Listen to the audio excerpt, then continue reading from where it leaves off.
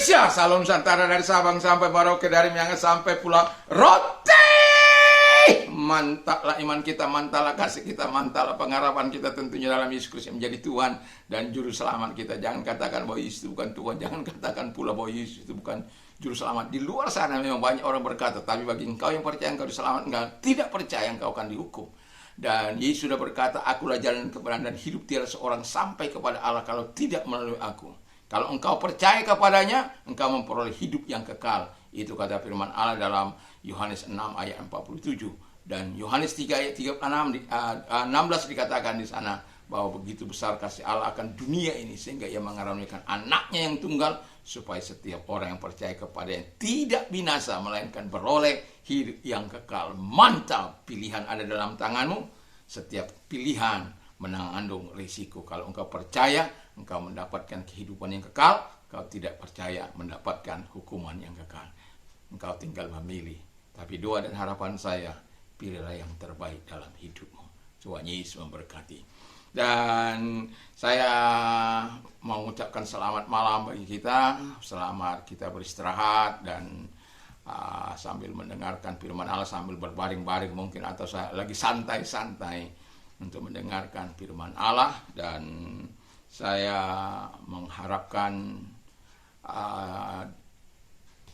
kiranya kekuatan Tuhan, kekuatan Roh Kudus, kekuatan firman, kekuatan iman, kekuatan doa senantiasa menyertai setiap kita yang percaya kepadanya. Percayalah bahwa Tuhan tidak pernah abai dalam hidup kita. Mari kita tunduk kepada kita berdoa. Terima kasih, sebagai domba yang lemah, kami tetap punya pelindung yang kuat, yang dahsyat dalam nama Yesus. Haleluya. Amin. Saya akan bacakan di dalam Matius 10 ayat 16 dan 17. Demikian bunyi firman Allah. Lihat, aku mengutus kamu seperti domba di tengah-tengah serigala, sebab itu hendaklah kamu cerdik seperti ular dan tulus seperti merpati. Tetapi waspadalah terhadap semua orang, karena ada yang akan menyerahkan kamu kepada majelis agama, dan mereka akan menyesah kamu di rumah ibadatnya. Haleluya. Ini saya mau katakan, tema kita adalah walaupun lemah tapi dilindungi oleh Tuhan. Ya. Walaupun lemah tetapi dilindungi oleh Tuhan. Itu tema kita. Dan saya mau mengatakan kepada kita begini, domba itu lemah. Ya. Yang pertama, domba itu lemah. Dan dia tidak punya kekuatan untuk melawan. Dia tidak punya kekuatan untuk melakukan manuver-manuver. Itu sebabnya ada gembala, ya, yang menuntun mereka, yang menolong mereka. Mereka sangat betul-betul mengandalkan sang gembala itu. Tapi saya belum bercerita soal gembala. Lalu yang kedua, domba itu tidak mempunyai tanduk. Kan kambing punya tanduk, bisa nanduk. Saya punya teman dulu waktu kami ngangon, ya, saya mengembalakan kerbau, dan teman saya mengembalakan kambing. Dan dia tertidur ngantuk. Jadi rupanya dalam kantuknya itu, ya, kambingnya juga perhatikan, kan orang jatuh. Lalu dipikir kambing ini melawan. Lalu apa yang dilakukan? Ditanduk ini orang, bang, ya. Aduh orang itu. Itu kambing yang tidak tahu berterima kasih sama gembala. Itu sebabnya kambing-kambing nantinya akan masuk dalam neraka. Domba-domba masuk dalam kerajaan surga. Itu sebabnya ada perbedaan antara kambing dan domba. Nah, dan domba itu tidak punya tanduk. Tidak ada kekuatan untuk melawan. Itu sebabnya dikatakan oleh firman Allah yang ketiga, supaya mereka waspada. Ya. Yang kedua tidak punya tanduk, yang ketiga supaya mereka waspada.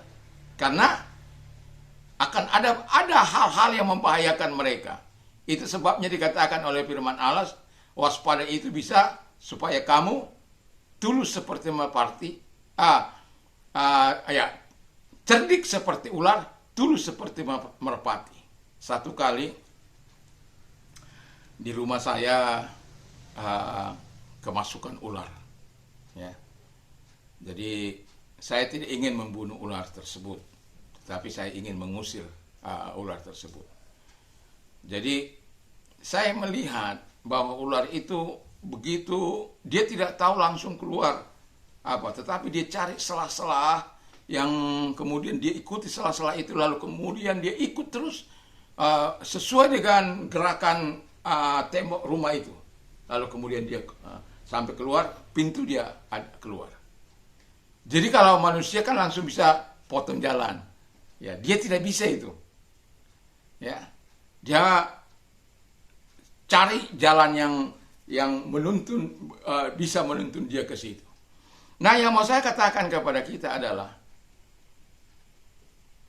mengapa tema kita kan walaupun lemah tetap dilindungi oleh Tuhan. Itu sebabnya ada gembala. Gembala itu 3 tugasnya, ya. Yang pertama, dia pelihara domba itu. Karena domba itu tidak tahu mau kemana dia cari makan itu. Itu sebabnya domba berpikir minggu ini di mana ladangnya, apa yang akan dibawa domba-domba ini. Atau yang penting domba itu tidak pernah memikirkan. Domba itu akan kemudian yang kedua dia dituntun untuk pergi ke situ, ke ladang atau ke tempat makanan rumput hijau, dia akan dituntun. Dan ketiga, dia dijaga atau dilindungi.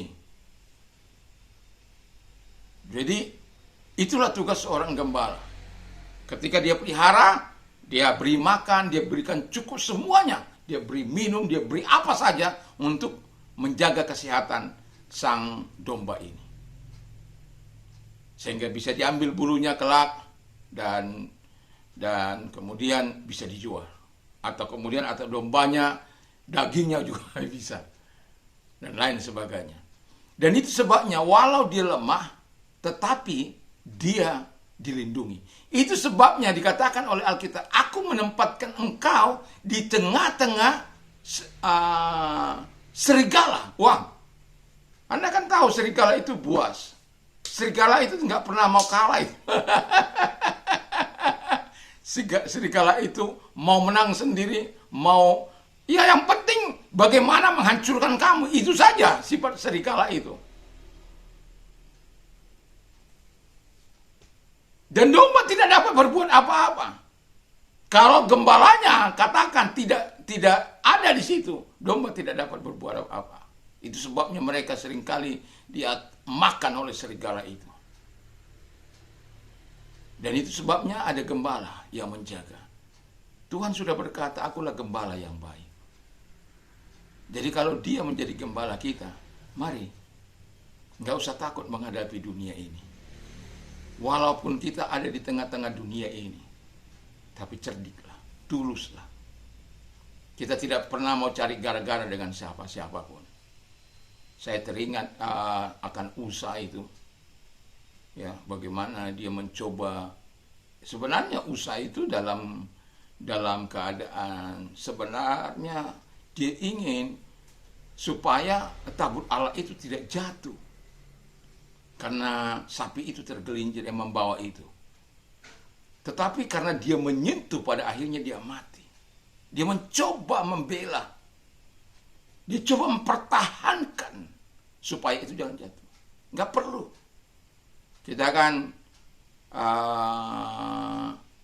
seringkali di luar sana ada banyak orang-orang membela Tuhan, membela Allah, membela kitabnya, dan lain sebagainya.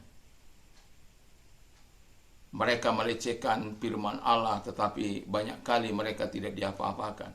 Tapi kalau Anda yang melecehkan, itu akan menjadi urusan yang panjang.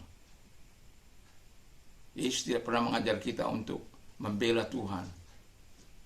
Bahkan dikatakan dalam Roma 12 ayat 19, jangan kamu membela dengan caramu. Berikan hak bagiku, karena aku yang akan membalaskan. pasti dibalaskan. Cuma bukan dengan cara-caramu.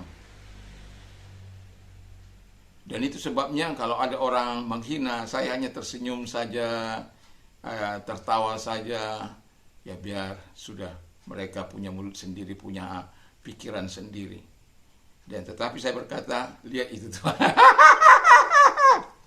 Ya, karena kita tidak diperbolehkan. Kalau ada orang-orang yang melapor, sebenarnya saya bilang, ya kenapa kamu melapor?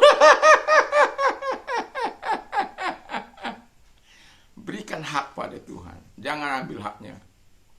Walaupun itu dalam beda penafsiran terhadap ayat ini, tapi saya mengatakan bahwa kita harus dengan tulus mengampuni orang. Karena itulah bedanya kita dengan mereka. Kita diajar dengan hukum kasih. Hukum kasih itu mengalahkan segala hukum yang ada. Dan itu perbedaan kita yang sangat mencolok dengan agama-agama apapun di muka bumi ini. Kasih yang tidak terbatas. Memang ada keadilan Tuhan. Allah penuh kasih. Tapi Tuhan juga punya keadilan. Di dalam keadilannya itulah dia menunjukkan standar-nya. Pembalasannya bagi orang-orang yang meremehkan dia, merendahkan dia, dan lain sebagainya. Jangan ambil hak Tuhan, biarkan hak Tuhan. Bagian kita adalah kita tetap melakukan apa yang seharusnya. Walaupun kita lemah, tapi jangan takut, karena ada Tuhan yang menyertai engkau. Dimanapun Tuhan menempatkan engkau, jangan takut, karena Tuhan menyertai engkau. Tuhan menjaga engkau, Tuhan melindungi engkau, Tuhan memberkati engkau. Dan biarkan kepercayaanmu terus kau pelihara kepada Tuhan Sang Gembala Agung itu. Mari kita tunduk kepala dan kita berdoa. Terima kasih Bapa di surga bahwa engkau mau kami terus mempercayakan hidup ini sebagai domba yang lemah, tetapi kami tetap terlindungi oleh Tuhan. Dan kami bersyukur. Dan kalau engkau sakit, saya mau berdoa bagi Anda. Dan percayalah bahwa Tuhan adalah tabib di atas segala tabib. Dan dia mengatakan, usir setan-setan dalam namaku, lenyapkan segala sakit penyakit. Dan kalau engkau orangnya yang mau didoakan, engkau sedang sakit apapun, dimanapun engkau saat ini berada, di rumah sakit kah, di mana, Tuhan menyayangi engkau, Tuhan mencintai engkau.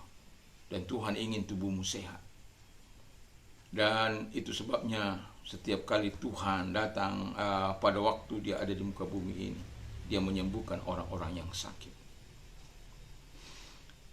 Mari kita berdoa dalam nama Tuhan Yesus Kristus. Segala sakit penyakit yang mereka derita, Tuhan, tumpangkan tangan atas hidup mereka. Dan angkat segala sakit penyakit mereka dalam nama Yesus. Dan lenyapkan segala sakit penyakit dalam nama Yesus. Dan oleh bilur-bilurmu mereka sembuh, oleh kuasamu mereka sembuh. Terima kasih. Dan engkau yang menghadapi pergumulan dalam hidup ini, percayalah bahwa Tuhan mampu menolong engkau. Kalau engkau orangnya, angkat kedua belah tanganmu dan kita berdoa. Terima kasih Tuhan, engkau melihat tangan-tangan yang diangkat kepadamu. Dan malam ini kami berdoa kepadamu Tuhan. Bersepakat kami memohon pertolongan Tuhan.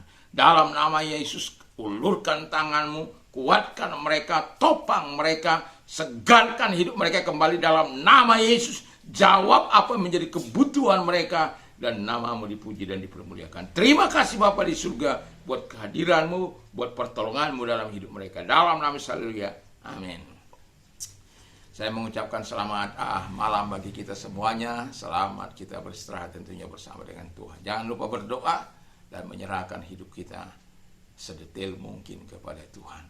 Tuhanlah penolong kita, Tuhanlah gembala yang baik yang akan terus menjaga kehidupan kita. Kita bisa tertidur dengan lelap, tetapi Tuhan tidak akan pernah tertidur. Penjaga kita itu tidak akan tertidur dan terlelap. Dia akan memberikan yang terbaik. Dan itu sebabnya kalau engkau punya pergumulan, datanglah kepada Tuhan. Tuhan Yesus memberkati. Mantap, mantap, mantap. God bless you.